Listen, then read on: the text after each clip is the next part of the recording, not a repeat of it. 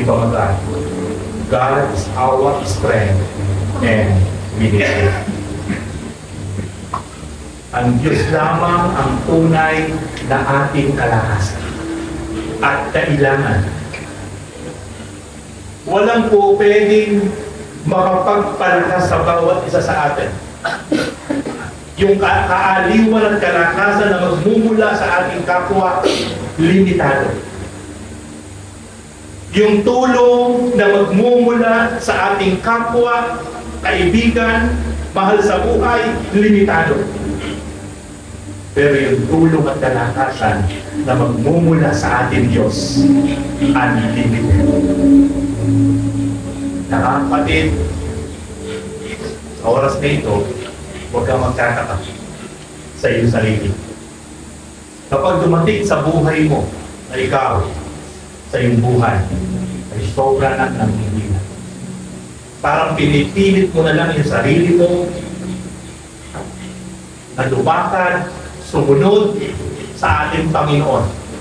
Parang bigat na bigat ka na sa mga pinagdadaanan mo sa buhay.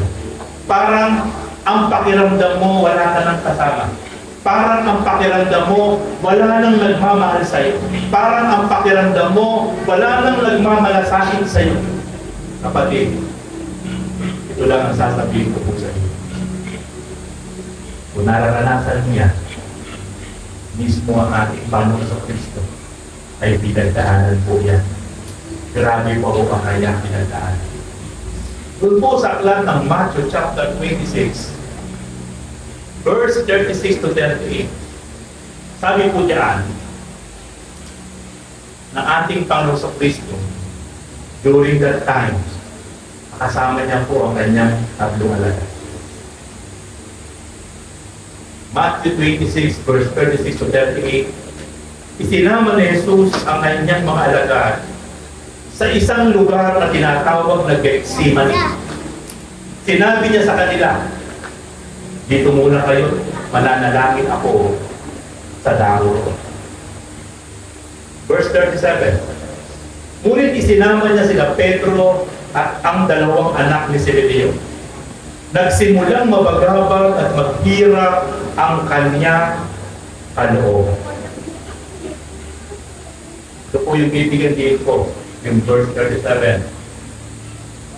Ang ating Panginoon Kristo na anak ng Diyos Ama, dumating sa point na naghirap din yung kanyang kalooban.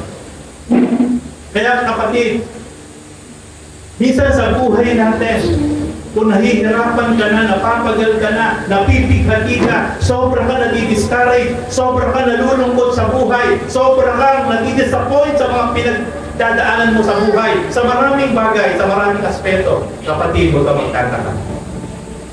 Ang Panginoon sa Kristo ay naranasan niya. Ito matindi sa verse 38.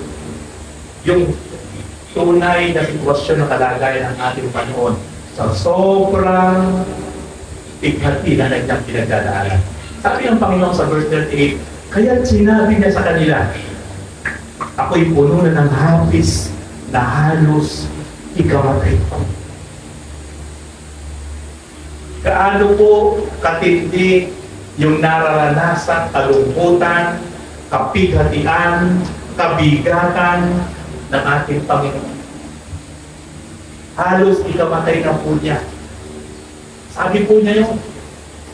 Ito po yung first time na naglabas ng saloobin ang ating Panginoong Jesucristo. Kahit siya'y hindi pangkaraniwang tao, pero hindi niya napigil.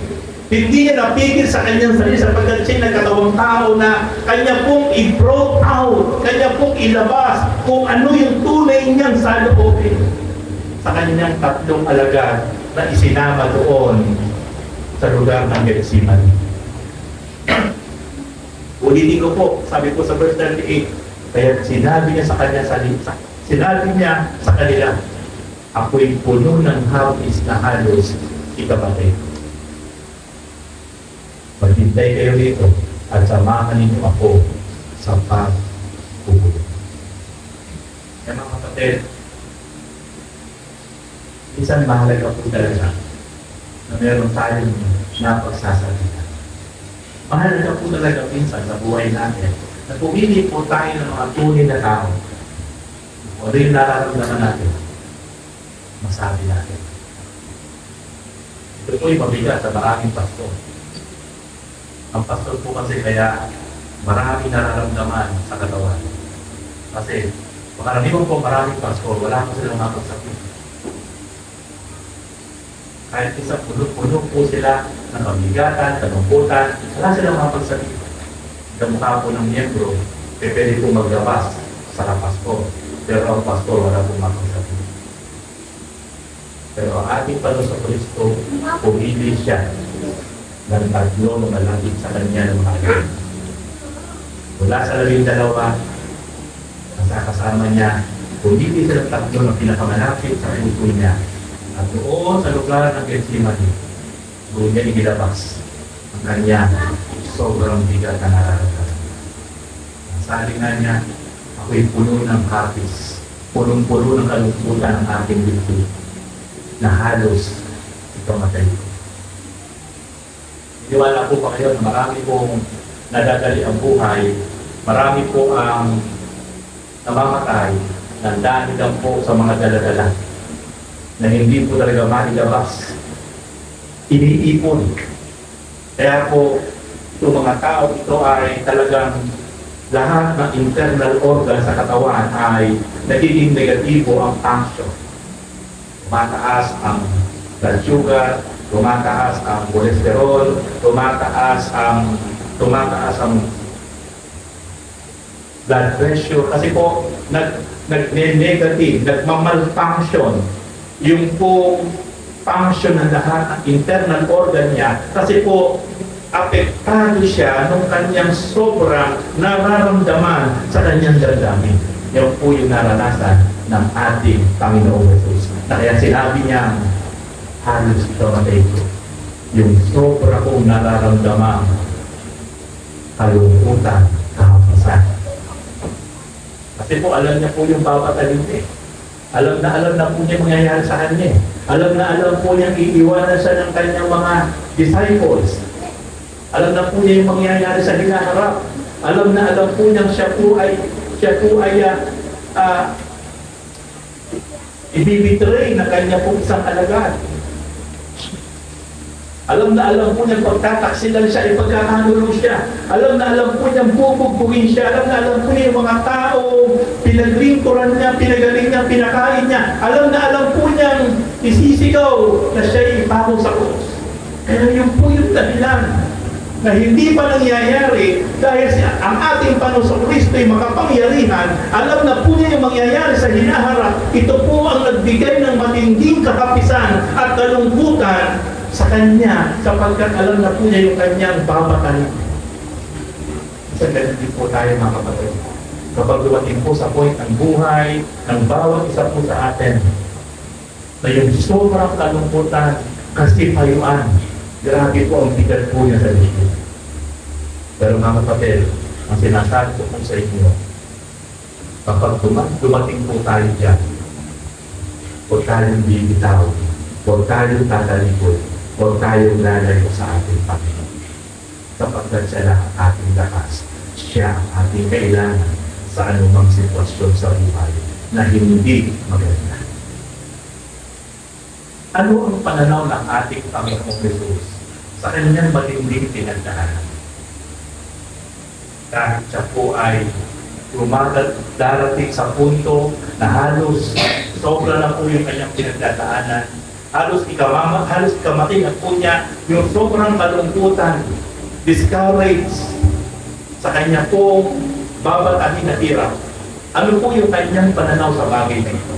Ito niyo po yung kanyang pong pananaw. Sabi po niya sa John chapter 12 verse 27, ako'y nababagabag ngayon. Sasabihin ko ba, Ama, iligtas mo ako sa oras na ito? Hindi. Sapagkat ito ang dahilan kung bakit ako naparito. So makikita po natin yung napakaganda at positibong pananaw ng ating Panginoon na kahit siya po'y dumadanas ng sobrang kasipayuan, sobrang discouraged, sobrang disappointment, sobrang kalungkutan. Pero sabi niya, ano gagawin ko ngayon? Hihingi ba ako ng tulong sa aking ama na para tulungan niya ako, para pauwiin niya yung aking pinagdadaanan ito? Hindi. Sabi niya, ito ang dahilan kung bakit ako naparito sa mundo ito, dahil ito ang purpose ko. May layunin ako kung bakit ito ay gagawin ko at kailangan ko maranas. Kaya mga kapatid, kapag ganito po ang naging pananaw ng bawat isang mananampalataya na kahit ano ang pinagdadaanan sa buhay, kahit sobrang discouraged ka na, sobrang exhausted ka na, sobrang disappointed ka na, dahil alam mo, may magandang layunin pa rin ng Diyos sa buhay. Ito po yung maganda na maging prinsipyo natin, mga kapatid, kahit ano yung ating kinakaharap.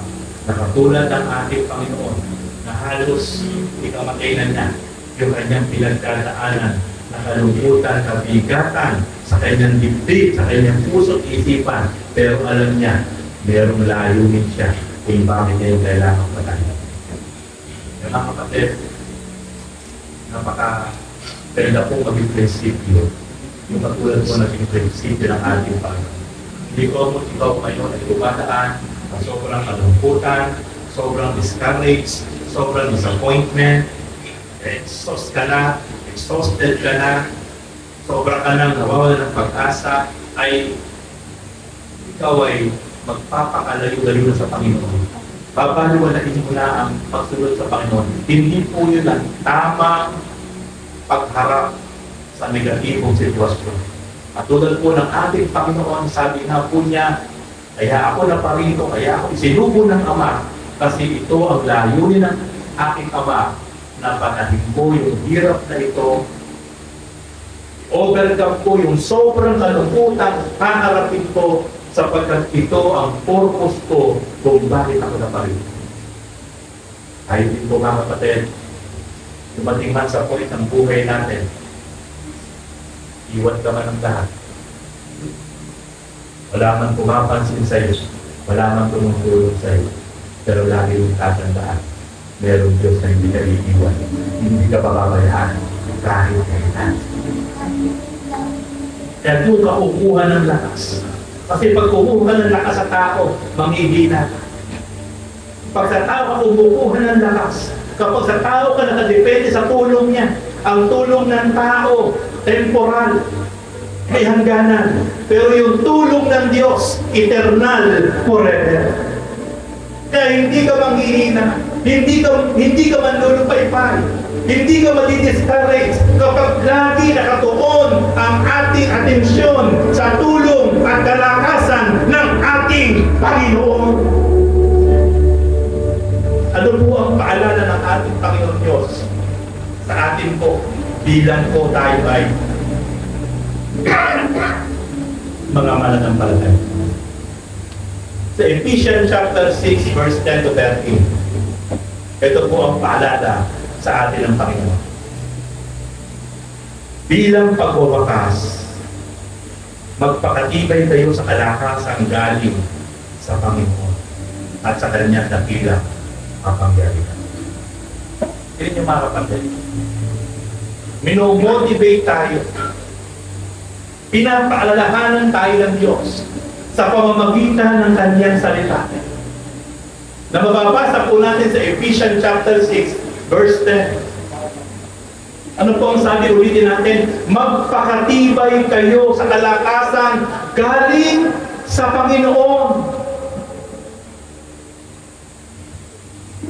Yung strength from our God, yun ang dapat gagamitin natin. Kaya tayo dapat magiging matatag, magiging matibay. Kapag dumating yung point na nandun ka sa sitwasyon na parang nag-iisa ka na lang sa laban. Nandun ka sa point na parang wala ka nang kasama. Pero sabi ng Diyos, magpakatibay kayo sa kalakasang galing sa Panginoon at sa Kanyang kapangyarihan. Meron pong kalakasan na ipagkakaloob sa atin ng Panginoon Diyos. Ang kailangan lang po, ito po ay patuloy nating maranasan. Dito po tayo magre-rely. Dito po tayo magpo-focus sa panahon na nanghihina ka, nanlulupaypay ka, naho-hopeless ka. Sa panahon na parang nag-iisip ka na ng mga negatibong bagay. Sa panahon na parang gusto mo nang bumigay, gusto mo nang mamatay. Pero sabi ng Diyos, magpakatibay kayo sa pamamagitan ng kalakasan na nagmumula sa ating Panginoon Diyos. Verse 11, gamitin ninyo ang lahat ng kagamitan at sandatang pandigma na kaloob ng Diyos upang mapaglabanan ninyo ang mga pakala ng Diablo. Sa ibang sayo ng sabi ko, isuot ninyo ang baluti na mula sa Diyos upang mapaglabanan nyo ang lahat ng lalang ng Diablo. Sa verse 11, makikita po natin ang promotor, ang dahilan kung bakit ang mga mananampalataya, kung bakit ang mga Kristiyano, kung bakit ang mga tunay na lingkod na Diyos ay gustong padamain, gustong palupaypayin, gustong pahintuin, gustong mag-backslide, gustong ibalik sa dating buhay, gustong huminto na sa pagsunod sa Panginoon. Walang iba kundi ang Diablo. Kaya sabi nga ng Panginoon, isuot ninyo, gamitin ninyo ang mga baluti, ang mga sandata na ipinagkaloob sa inyo ng Diyos upang sa ganun, sa panahon nakikipagdigma kayo, nakikipaglaban kayo kay Satanas, sa Diablo, matatag pa rin kayo na nakatalo. Ang sabi ng verse 1, sapagkat hindi tayo nakikipaglaban sa mga tao, kundi sa mga pinuno, sa mga may kapangyarihan, at sa mga tagapamahalan ng kagilimang umiiral sa sanlibutan ito ang mga hukom espiritual ng kasamaan sa himpapawid.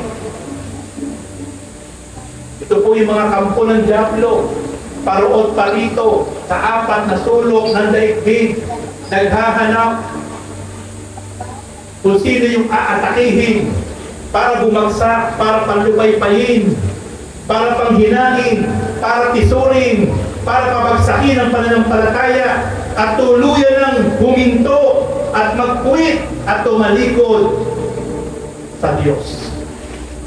Ang may trabaho po nun, ang hukbong espiritual na nasa himpapawid. Yan po ang sabi ng Ephesians chapter 6 verse 12. Kaya nga tayo po ay pinapaalalahanan ng Diyos. Magpakatibay kayo, magpakarakad kayo.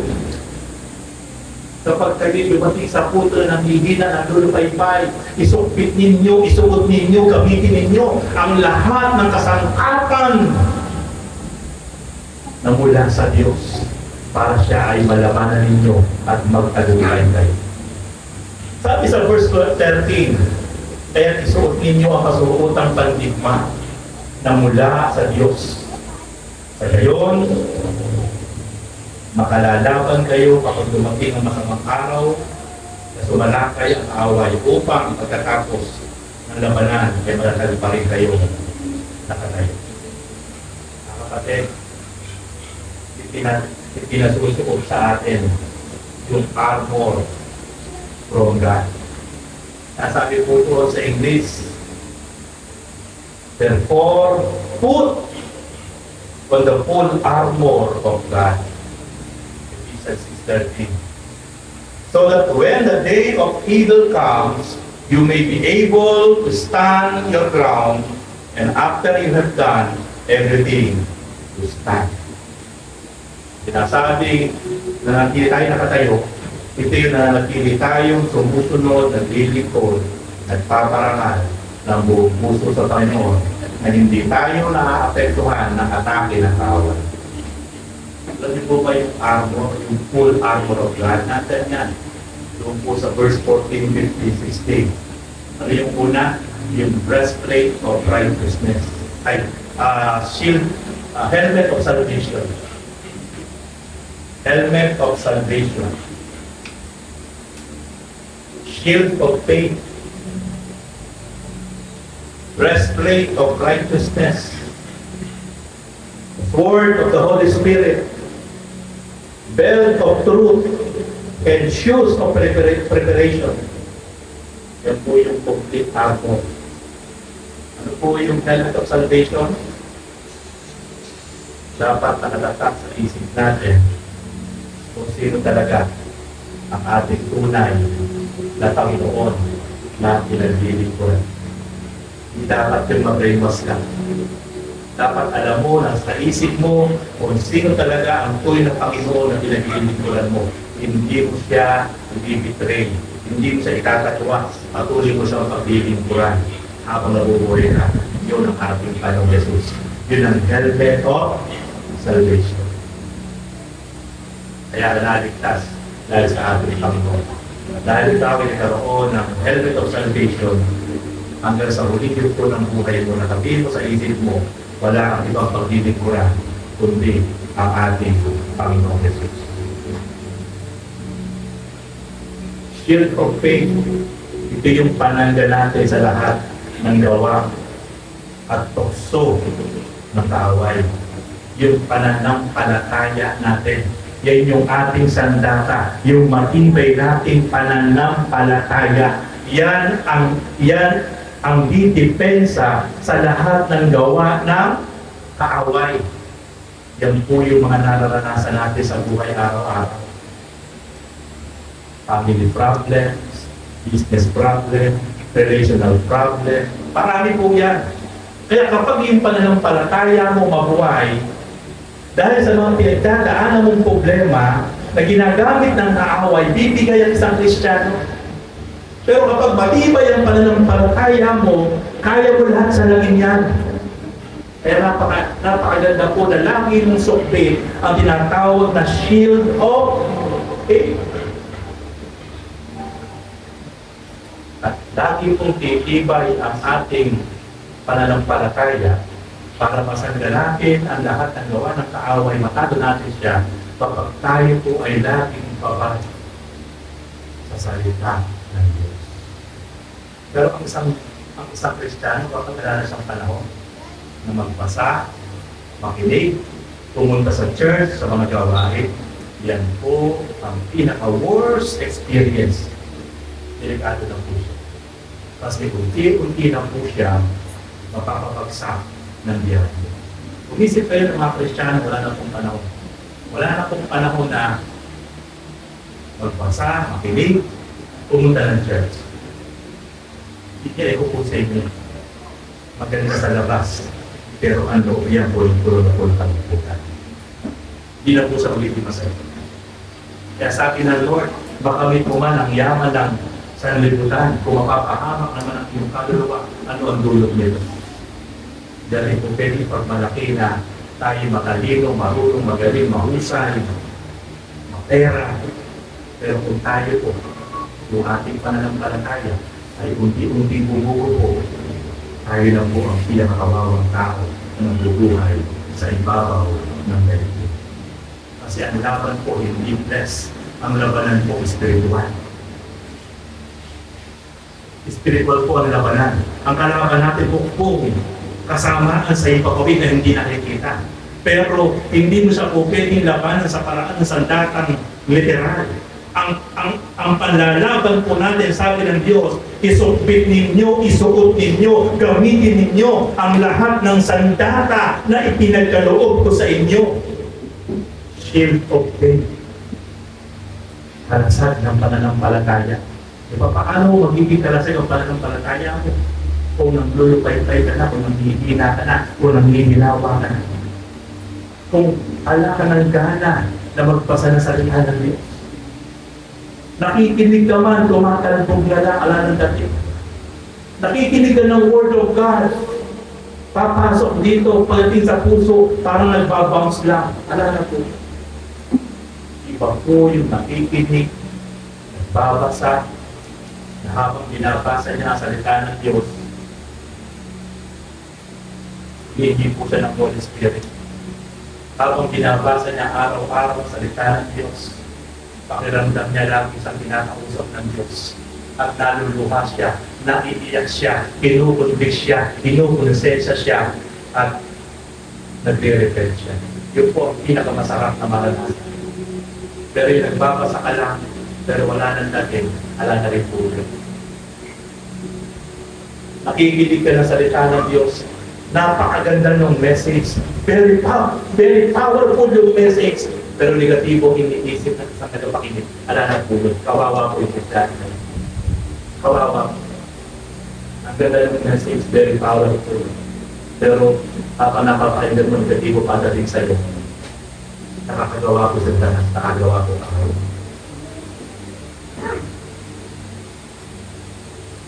Sword of the Holy Spirit, tabak ng banal na Spirit. Kailangan meron tayong tabak ng banal na Spirit. Ano po yung tabak ng banal na Spirit? Ito po yung salita ng Diyos. Pasilin niyo po ang ating Panginoon Jesus nung siya'y tinutokso ng diablo. Salita ng Diyos ang binabanggit sa tanas sa Kanya para tuksoin siya. Pero salita din ng Diyos ang ginagamit ng ating Panginoon para i-counter si Satanas. Merong pambalik na depensa, pang-atake ng Panginoon habang ina-atake siya ni Satanas sa isip at puso niya. Tinetempt siya, pero binabalikan ng ating Panginoon Kristo ng salita din ng Diyos. Sword of the Holy Spirit, walang iba kundi ang salita ng Diyos. Yan po yung mga spiritual weapons na ipinagkaloob sa atin ng Diyos na hindi nagagamit madalas ng napakaraming Kristiyano. Sapagkat dumating sa point na nanghinawa, nawala ng gana, tinamad, nawala ng panahon, nawala ng oras na pagbulay-bulayin, pag-aralan, pakinggan ang salita ng Diyos. Kaya mapapalad po yung mga Kristiyano hanggang ngayon na pinapahalagahan po yung salita ng Diyos. Pinapahalagahan po na makarating sa mga gawain, sa simbahan, sa mga cell group, sa mga disciples, sa mga Bible study. Bakit? Kasi po sa bawat gawain na yan, ang sentro po ay ang salita ng Diyos. Napakapalad ng mga Kristiyano dahil napakaabala, napakaraming pinagkakaabalahan sa buhay. Hindi na halos magpumahog sa napakaraming gawain. Pero napakapalad sapagkat lagi pa rin siyang may panahon na magbulay-bulay ng salita ng Diyos. Alam niyo po, malakas po makalago sa isang Kristiyano. Hindi lang po yung pakikinig, hindi lang po yung pagdalo. Tatapatin ko po kayo, yung kayo merong personal devotion day by day, araw at gabi. Kanya po sinabi ng Diyos kay Joshua. Magkabataan ko po, okay, bago nakakilala, wala po, nagkali ko ng Bible study ng gabi, uwi po ako ng mga alas 10 ng gabi. Meron po akong Bible noon bago ipanla. Hanggang alas 2, hanggang alas 3, madaling araw, uhaw, ako sinasati, sarili kong binabasa ko po yung Biblia. At doon ko po lahat na-discover yung mga hindi naturo sa daan ko pong pinupuntahan sa simbahan. Talagang napababasa ko po lahat ng mga hindi kayo nudulog sa Diyos. At yun po yung nagpalalim at nagpatibay ng aking pananampalataya sa Diyos sa napakamurang edad ko. Dahil ako ay napakasipag na dumalo sa mga gawain, Bible study, prayer meeting, midweek, Sunday service. Pagkatapos po nun, mag-sharing pa po kami. Nung panahon po talaga po, grabe po yung puhaw namin, kasabi na namin sa fellowship, sa gawain, sa ritanan. Pagkatapos ko pa po nun, babasahin ko po yung Bible ko. Kaya po, napakabilis po ng aking pong paglago at paglalo. Hindi ko po alam, ako pala yung nagamitin ng Diyos. Nakita niya, o paano nagbigay ako ng napakaraming oras sa salita niya. Nakita ng Diyos, o paano ako talaga yung dedicated sa kanyang salita. Kaya, maaaring ginagaling dahilan. Kaya pinili po tayo isang maging nagpapagturo at nagpapangaral ng salita ng Diyos. At yun po naging dahilan kung bakit lumalim at lumago ang ating pananampalataya sa Diyos. The Word of the Holy Spirit na walang iba kundi ang salita ng Diyos. Shield of faith, kung bakit magkakaroon ka ng panangga sa lahat ng gawa ng away, salita pa rin po ng Diyos ang kailangan natin. Kaya napakahalaga po ng media. Napakahalaga po ng salita na pinakikinggan natin. Dito kalalalim, dito kalalago, depende po yan kung paano mong pahalagahan sa buhay mo. Depende po yan kung paano mong pakikinggan at ipapatok sa isip at puso natin. Kami po kasi nakikinig. Ang dami na pakinggan na magaganda patungkol sa Word of God. 98% blessed na blessed. Pero meron pong 2 words, 2% na pakinggan hindi maganda. Yung pa po yung naging dahilan, kaya po sa natisod na open. Yung nakakalungkot. Nakakalungkot po yung ganun. 98% na pakinggan mo na napakagandang word of inspiration, word of encouragement, may 2% na nasa rin. Yung pa po yung tubig mo sa isip at puso. Ano po yun? Gawa ng kaawa. Kasi talagang ganun patuso ang kaawa. Kaya mga kapatid, makikita po natin, ipinasusukbit sa atin, ipinasusukot sa atin, ipinalalala sa atin ang lahat ng armor, lahat ng sandata mula sa Diyos. Ano yung sumunod? Belt of Truth. Andiyan po natin sa Ephesians chapter 15-16. Tuloy pa din yung basa. Sinturon ng kautuhanan. Napakahalaga po na habang tayo nabubuhay sa pananampalataya, mamuhay tayo sa kautuhanan. Hindi ka po madaya ng kasinungalingan. Basta ikaw ay mamubuhay sa kautuhanan at walang ibang kautuhanan kundi ang ating Panginoong Jesucristo. John 14 verse 6. Ano po yung huli? Natandaan na dapat suot? Shoes of preparation to share the gospel of God. Sapatos para lagi maging handa sa paghayo, sa pag-akay ng maraming kaluluwa.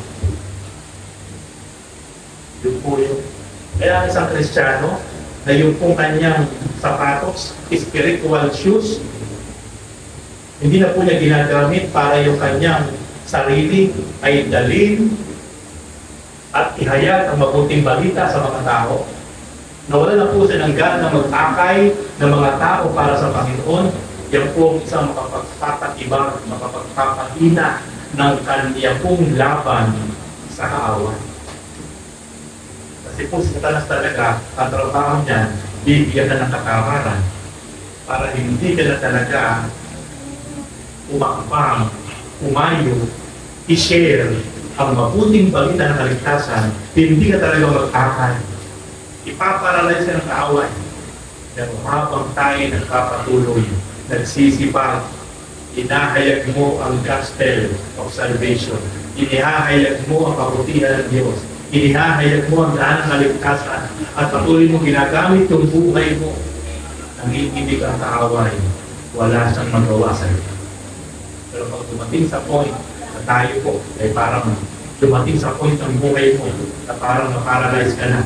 Parang isang physical na tao na hindi na makalakad, nakaupo lang sa wheelchair, wala na. Paralisado na. Wala nang pakinabang. Pero hindi po ang ating spiritual condition. Kapag wala na po tayo ginagawa para po sa kupasan ng Panginoon, para po sa ating Great Commission. Yan po ang Great Commission ng Panginoon. Na mababasa po natin sa Matthew chapter 28 verse 18 to 19.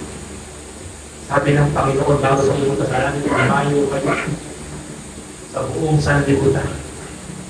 Ipahayag nyo ang mabuting balita ng kaligtasan. Bautismo nyo sila sa pangalan ng Ama, ng Anak, at ng Espiritu Santo.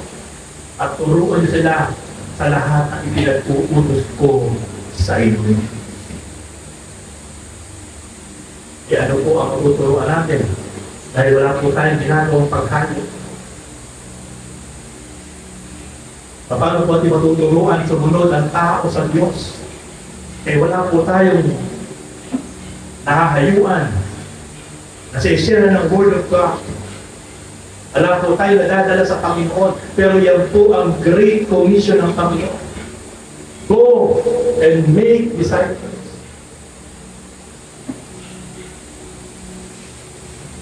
Pinahahayo po tayong lahat. Yan po hindi lang po trabaho ng pastor. Trabaho po natin lahat. At yan po ay nasa Holy Scripture. Inuutusan tayo lahat na maghayag, magkwento, magpauloo. Gamitin natin ang ating buhay para tayo po ay makapagpahayag, makapag-akay ng napakaraming kabataan, katandaan, kapagihan para mabago yung buhay nila at maligtas sila. Pero ang Diablo po, siya po yung kumitikim sa bawat isang Christian. Kaya sabi ng Lord, inyo ang baluti na mula sa ako. Shoes of preparation, to share, to preach, to testify the goodness in the gospel of our God. Mga kapatid, ganda po ang plano ng Diyos sa atin. Binigyan tayo ng spiritual weapons para pag dumating sa punto na tayo po ay nag-iilina, nalulupay-pay, nadi-discourage, sobra na pong nalulungkot, napipikati, pero mga sandata na pwede po natin gamitin. Kaya lang, ang tanong, nagagamit ba natin?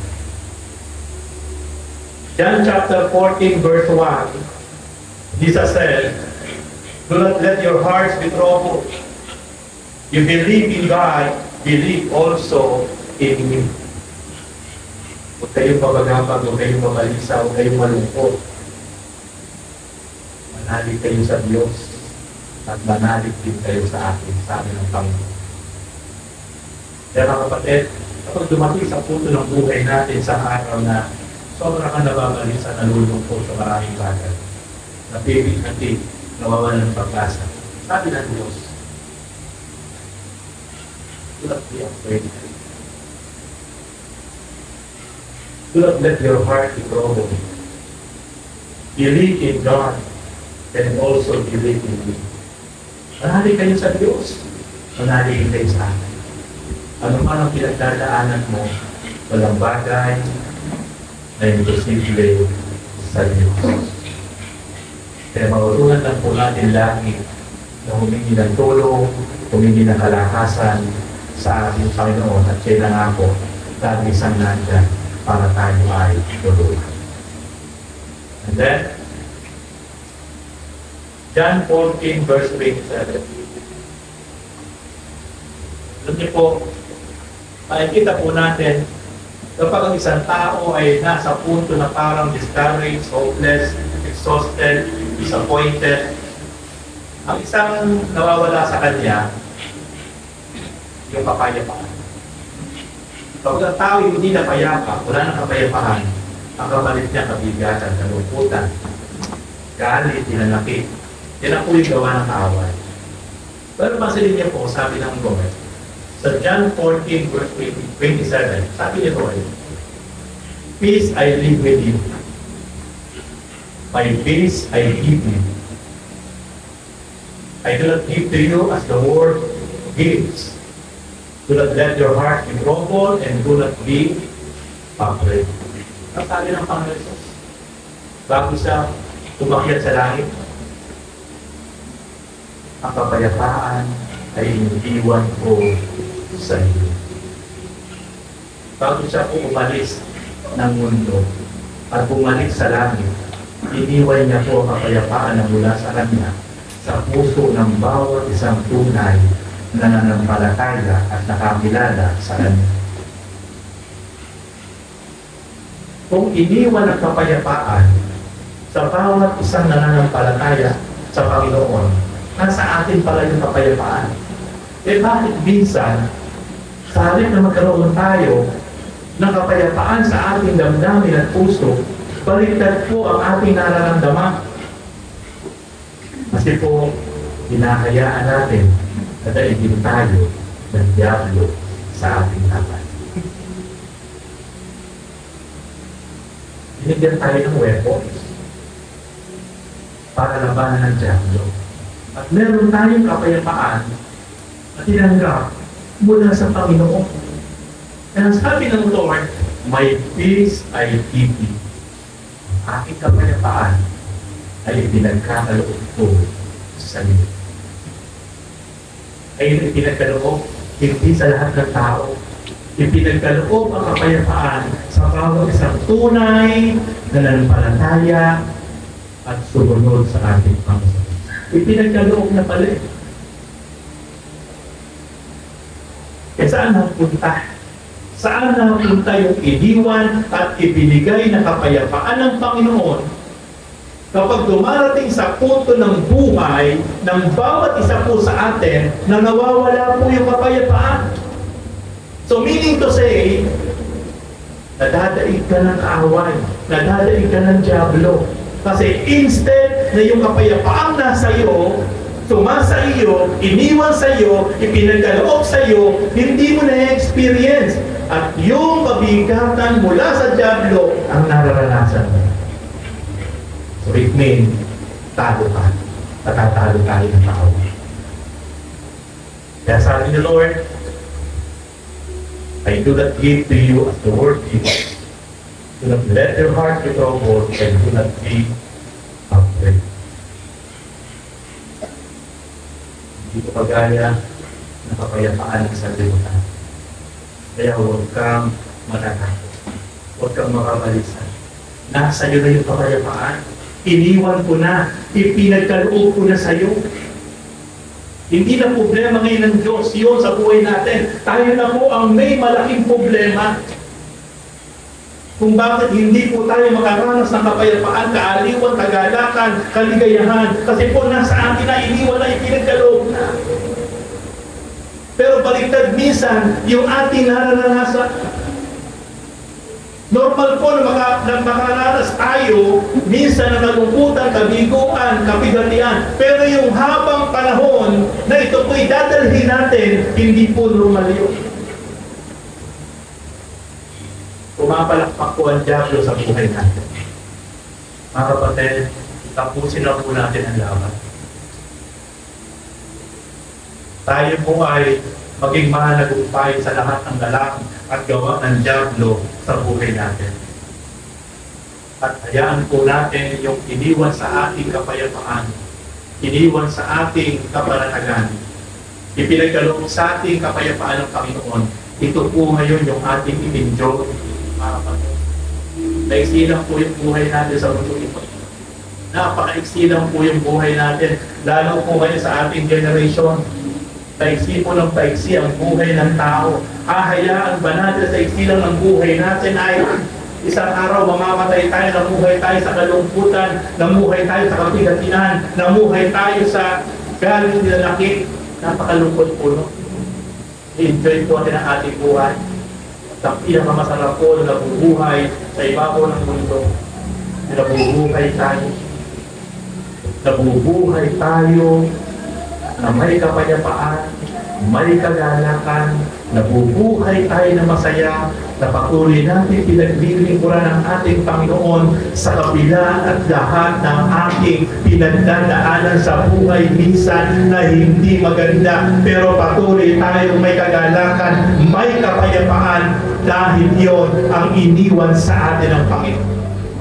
Kaya po ng ating Panginoon, ang puso ko ay tigip ng hapis at kalungkutan na halos ikamatay ko, sabi ng Panginoon. Pero sabi niya, dahil pa sa aking pinagdadaanan, hindi ako ng tulong sa Ama, sa Ama, at tulungan niya ako, hindi, sabi ng Panginoon. Kaya ako narito sa mundo, dahil ito ang layunin ng aking Ama. Kaya ako ay sinugo niya sa lupa. Patahin ko ang lahat ng hirap, pasakit, at tiisin upang sa aking pagpata magtagumpay ang napagandang plano ng Diyos Ama sa bawat isang tao makasalanan. Mga kapatid, umaga po ito, nakita po natin,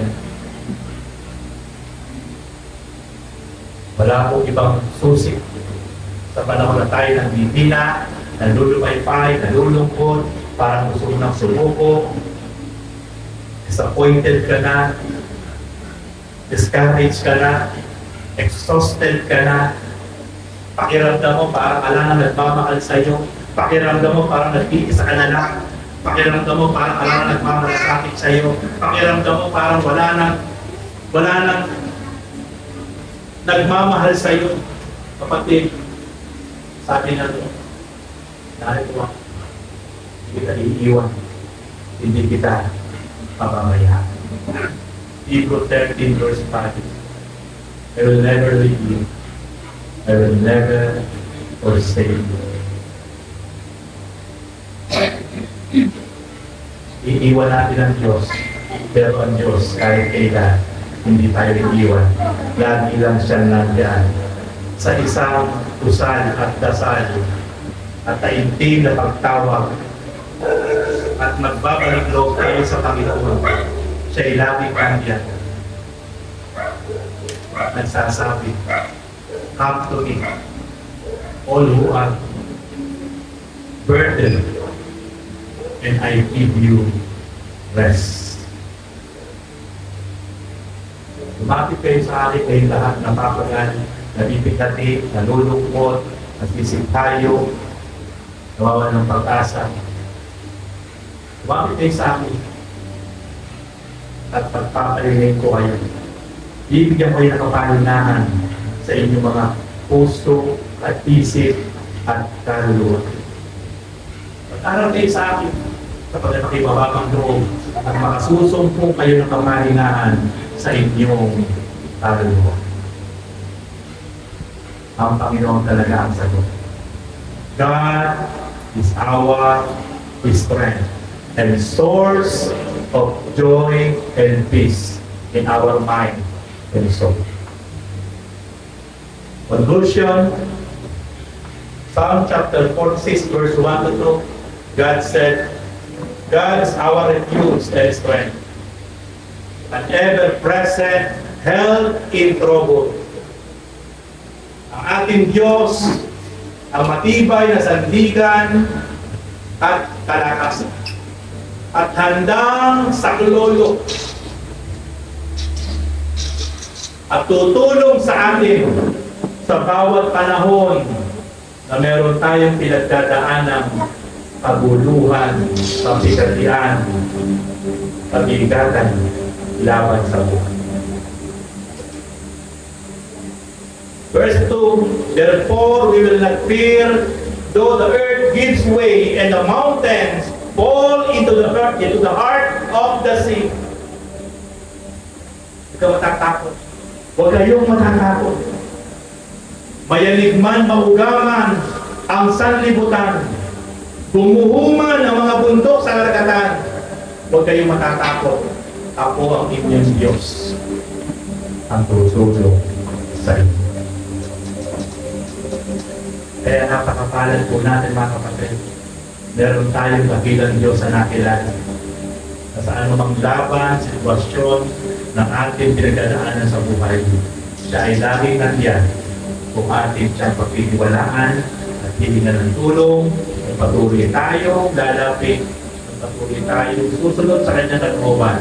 Mararanasan natin ang kaaliwan, kalakasan, tulong, biyaya mula sa ating Panginoon.